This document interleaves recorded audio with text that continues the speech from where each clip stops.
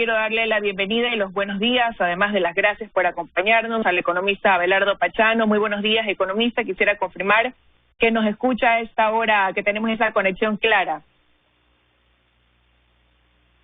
Liz, buenos días. Acabo de escucharles, sí, hace un momento no tenía audio.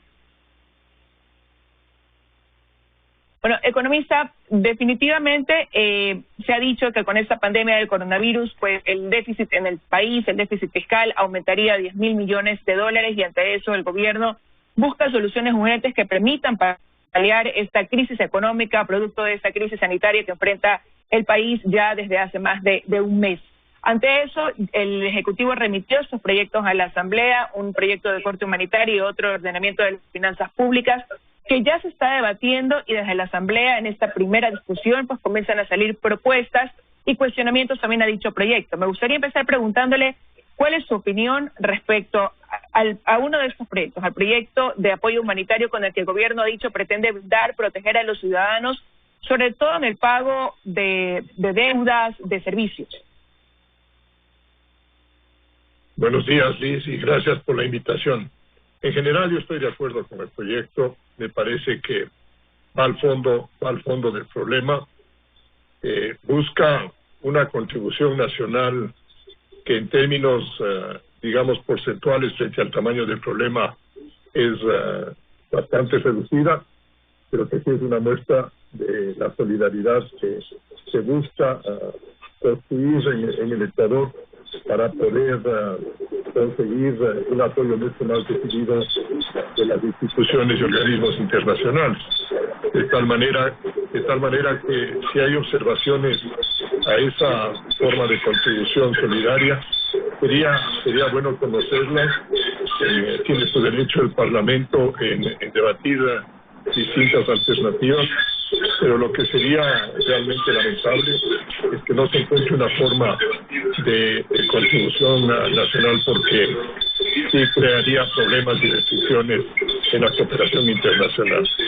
En lo que tiene que ver con las otras reformas, me parece que van en el camino de preservar empleo, de preservar empresas, de buscar relaciones, yo diría, mucho más acordes con los dilemas profundos que tiene la economía ecuatoriana y que en realidad se están viendo en todo el mundo, en donde se multiplican los despidos, se cierran muchas empresas y se están generando problemas sociales de una proporción realmente considerable.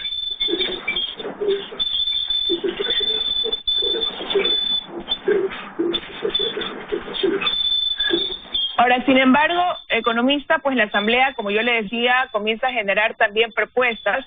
Ellos hablan de alrededor de 21 ideas que se parecerían en algo al Ejecutivo, a lo que plantea el Ejecutivo, pero hay un punto que ellos dicen y les preocupa, y esto es esta tabla de aporte solidario de trabajadores públicos y privados. ¿Podría ser negociable el porcentaje del que se habla en esa tabla, que es lo que ellos consideran podría causar un impacto mayor dentro de una economía golpeada, a propósito de que incluso lo que ya se menciona, ¿no? La tasa de desempleo que comienza a aumentar producto de esta emergencia sanitaria? Entonces, ¿hasta qué punto podría ser esto negociable? Bueno, con el propósito de encontrar una fórmula que nos ayude a resolver el problema, yo creo que todas las opciones que se presenten y que tengan una lógica razonable de contribución sobre la base de que el que más tiene aporte más, me parece que es digna de consideración. Yo no creo que el gobierno tenga la última palabra, como tampoco creo que la Asamblea pueda tener la última palabra. Creo que en general el país tiene que buscar un consenso, tienen que las mentes estar abiertas. Yo le he dicho en algunas oportunidades, hay que bajar los brazos políticos de las luchas políticas y hay que ponerse por delante de todos el Ecuador. Hay que sentir un compromiso con la colectividad. El Ecuador, y también lo he afirmado con bastante claridad, el Ecuador nos dejó el gobierno de Correa Chira sin un solo centavo y completamente endeudado. De tal manera que cuando decíamos de la desprotección de la economía ecuatoriana, en la época de ese gobierno, se burlaban de los prudentes, se burlaban de los que buscaban la obra, y nos decían que era mejor ahorrar haciendo obras como ese terreno aplanado de la famosa refinería del Pacífico. Ahora que necesitamos los recursos, ¿qué hacemos con ese terreno? En realidad, las fuentes de financiamiento externas están cerradas. El Ecuador es uno de los países de más alto riesgo en este momento en el mundo. ¿Por qué? Porque no tiene reservas internacionales, porque tiene un déficit fiscal que puede llegar a ser el 10% del PIB, porque su balanza de pagos está muy debilitada, porque los ahorros inclusive privados han sido utilizados para el endeudamiento público. En fin, tenemos un montón de problemas por ahí. Entonces, cualquier papel que le estemos pidiendo al Estado para financiar el aspecto humanitario, se lo hace a costa de una reducción notable de facturas corrientes de gasto. Y está bien, esa es la prioridad, tener que salvar vidas. Segundo, es alimentar a toda la población, a la mayor parte de la población que está en la informalidad, y después buscar las soluciones económicas. Y en ese plano, este proyecto sí busca algo de recursos para poder amparar este objetivo. Y luego ya tendremos que ver la forma como se negocia el nuevo programa con el Fondo Monetario Internacional, y dentro de ese marco se tienen más recursos, tanto de parte de los multilaterales como de gobiernos como el chino o de gobiernos como el norteamericano. Los Estados Unidos, yo creo que tiene distintos instrumentos y a través del sistema de la Reserva Federal ha abierto líneas de financiamiento en las cuales con un poco más de imaginación podríamos acceder también nosotros. La magnitud del problema es demasiado grande como para decaer solo en los multilaterales. Tenemos que seguir buscando fuentes alternativas y en ese sentido mitigar el tamaño del daño. Pero en el fondo, y para contestarle su pregunta, tenemos que tener la mente abierta, y el gobierno debe tener esa mente abierta, debe estar dispuesto a escuchar otras opiniones y ver la razonabilidad de esa. Igualmente la oposición tiene que tener la mente abierta y aceptar las sugerencias que tengan sentido común por parte del gobierno. Ahora, economista, pero dentro de esta propuesta, ¿no? Se habla de un aporte por 9 meses. ¿Qué tan ambicioso es realmente poder cumplir ese trabajador de aquí a 9 meses, o qué tan realista podría ser, considerando que hoy las empresas en su mayoría están detenidas? No sabemos qué va a pasar, cuáles pueden ser las condiciones cuando se reactive, debido a que tampoco conocemos realmente cuál puede ser el estado real de esta pandemia, hasta cuándo pueda proyectarse, cómo pueda seguir su avance, el giro que pueda tornar dentro del país. Bueno, este proyecto trabaja en un mundo desconocido, en un mundo de altísima incertidumbre. Consecuentemente, la normativa tiene que tener puertas de escape que le den al Ejecutivo la posibilidad de acoplarse a las nuevas circunstancias. Si es que este proyecto, digamos, de aportación de 9 meses en un momento determinado se vuelve inviable, si las circunstancias que usted, Liz, las anuncia, pues el gobierno debería tener el poder para suspender la aplicación. Igualmente, si es que las condiciones más bien favorecen, pues ya el gobierno puede concluir la aplicación. En ese sentido, yo personalmente, y no soy el único, un grupo de economistas ecuatorianos de todas las regiones del país, le hicimos una propuesta al gobierno y al país, y pidiéndole que se fortalezcan las facultades del Ejecutivo dentro de un marco democrático, precisamente para que pueda manejar estas circunstancias con mayor flexibilidad, y por el otro lado, para que podamos nosotros precautelar la dolarización. Nosotros estamos muy interesados en que la dolarización sea el gran telón de fondo al que hay que protegerlo, y para poder hacerlo las medidas tienen que ser oportunas, tienen que tener estos grados de flexibilidad y de acomodo conforme las circunstancias se vayan modificando. Lo que usted me dice, de aquí a 9 meses nadie sabe lo que le va a pasar al Ecuador y al mundo. Hoy mismo hemos amanecido en términos del mercado internacional del petróleo con un precio de $13 el barril, de tal manera que si uno le quita los descuentos naturales que hay en el caso ecuatoriano, imagino que estará bordeando los $10. Con eso ni los costos básicos de producción se cubren. Entonces, cada día la brecha, la perspectiva sigue siendo muy complicada, y en ese plano, ante la ausencia absoluta de recursos, nosotros tenemos que hacer todo lo posible. Primero, para dar una señal al mundo de que, a pesar de que las circunstancias son muy malas, de que estamos muy apretados económicamente, de que están afectados nuestros ingresos, de que están afectados nuestros patrimonios, de que las empresas están delicadas y todo, algo hacemos, aunque sea arañamos un poco, que es mucho para nosotros, pero demostramos esa seriedad. Y deberíamos aprovecharla, porque el día viernes también tuvimos la grata noticia de que los acreedores, los tenedores de bonos, aceptaron la propuesta de postergar 4 meses de pago de intereses para iniciar un proceso de renegociación que va a ir con un efecto sustantivamente mayor a ese periodo. Pero tenemos por lo menos 4 meses para organizar bien las relaciones con los acreedores, no destruir las escasas fuentes de financiamiento, no entrar en una confrontación con ellos, sino en una solución que ellos entiendan, y creo que la respuesta de ellos el día viernes ha sido realmente buena para el Ecuador. Entienden la lamentable situación por la que estamos y ven con yo diría, buenos ojos esta actitud de buena fe que tiene el Ecuador.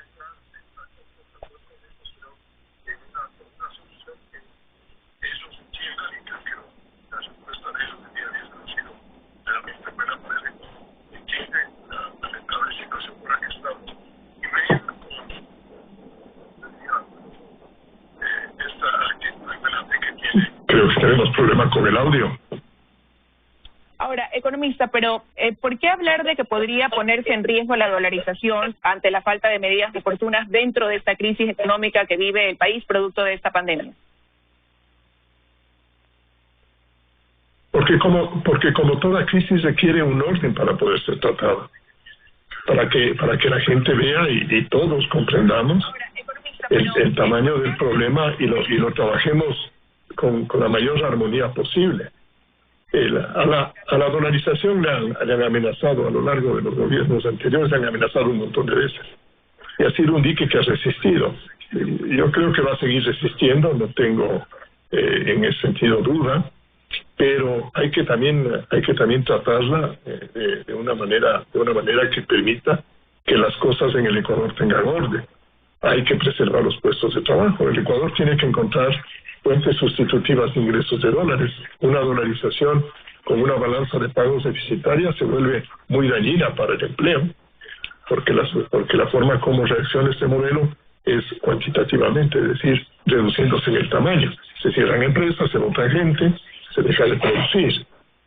No hay un problema de inflación, no hay un problema de una naturaleza distinta, sino de perder con mucha mayor profundidad bienestar colectivo. Entonces, el trabajo mancomunado lo que hace es reducir esas presiones sociales, hacer que el ambiente sea mejor, buscar mecanismos complementarios de financiamiento, inclusive para las propias actividades privadas, que es algo tremendamente difícil, porque no tenemos los recursos, lo vuelvo a reiterar. ¿De dónde sacamos ese dinero? Manteniendo los principios y las normas que nos exige la dolarización. De tal manera que la fuente es apoyarnos en los mercados internacionales, en aquellas instituciones que creen en el Ecuador y que nos pueden prestar en condiciones razonables. Porque ahora podríamos salir al mercado y conseguir recursos, pero seguramente con tasas sobre el 20% de interés o algo por ahí. Pero eso sería un suicidio desde el punto de vista financiero, una locura económica. Mientras que con los organismos multilaterales, con acuerdos razonables, nosotros podemos estar consiguiendo créditos a plazos a largo plazo, más de 10 años inclusive, con algún periodo de gracia, y con una tasa de interés que nos llega al 5%, de tal manera que la opción está clarísimamente determinada por ahí, y el trabajo en el sector externo tiene que ser el de conseguir esos recursos, porque esos recursos son vitales para hacer que el daño pueda ser mitigado y la dolarización funcione de una manera que sea más armoniosa dentro de la propia colectividad.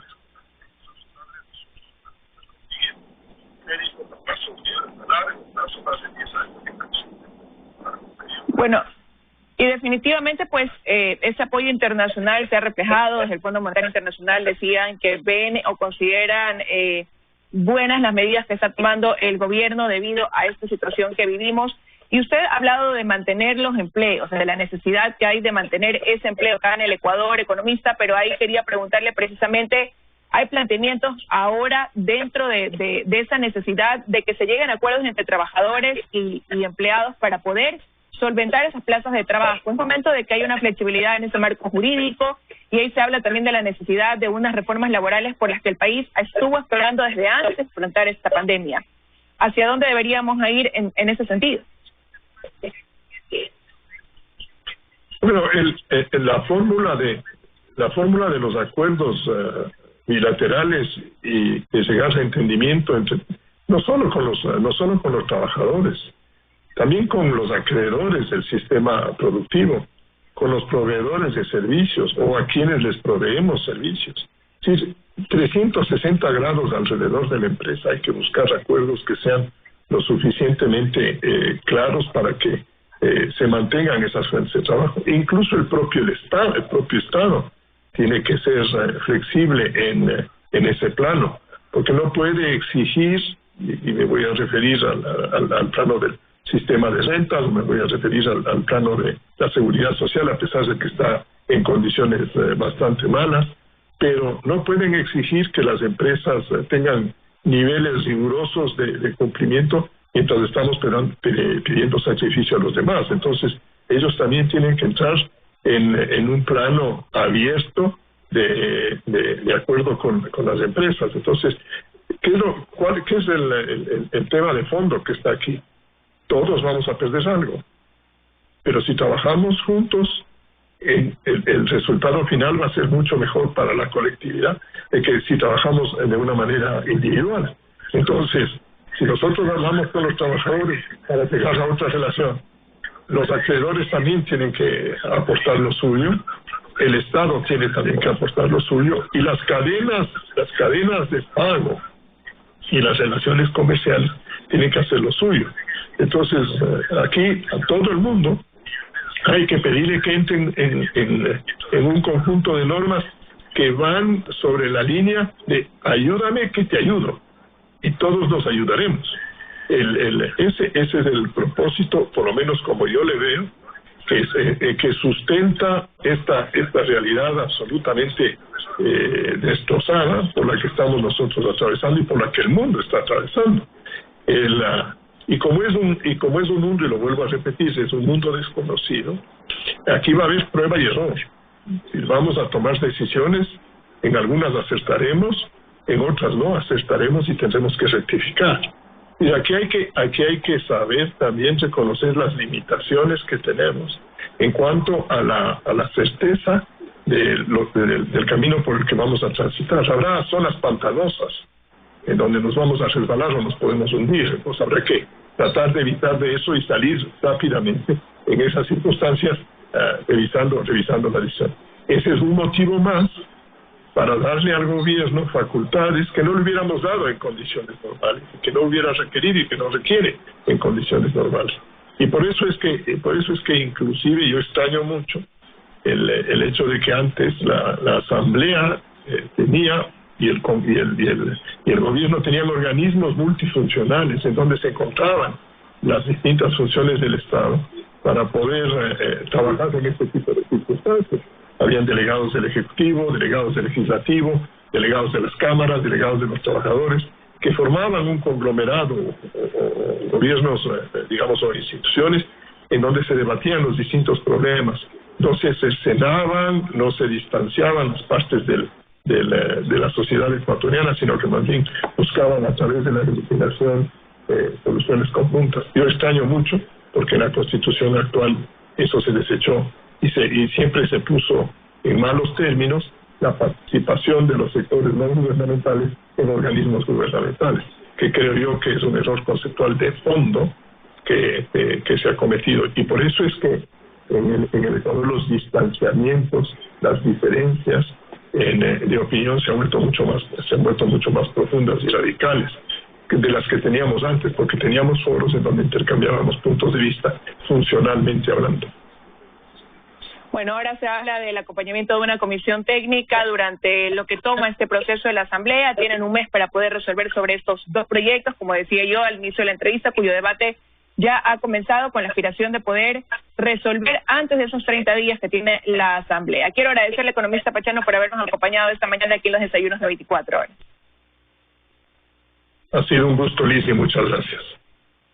El gusto ha sido mío. Con eso de aquí nos vamos a ir a una pausa. Al regresar estará con nosotros el doctor Enrique Boloña, médico intensivista de acá de Guayaquil. Con él analizaremos la implicación que han tenido las medidas que se han adoptado para contener el contagio de este virus y cómo van los avances en el tratamiento médico del mismo. Ya regresamos.